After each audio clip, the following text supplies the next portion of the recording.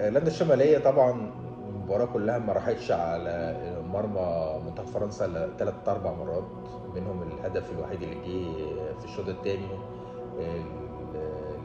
للاعب كيلي.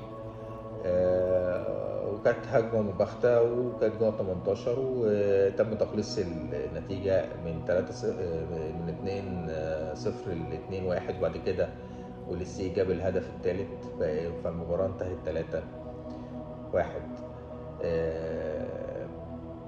فرنسا هتقابل في أول مباراة لها رسمية في كأس العالم يوم 16 منتخب السنغال، ودي هتبقى مباراة نارية، هتبقى ممتعة جدا.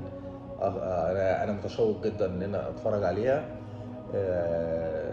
هتكون الساعة 10 مساء بإذن الله، والمباراة التانية هتكون مع منتخب العراق يوم 23/6. ولكن فرنسا أي منتخب هيقع قدامها، توقعاتي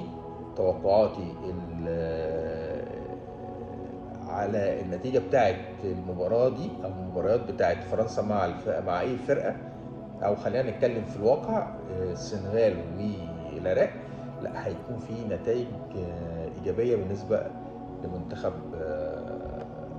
فرنسا، لانه فريق منظم بشكل غير طبيعي، وعنده لعيبه متمكنه جدا جدا جدا.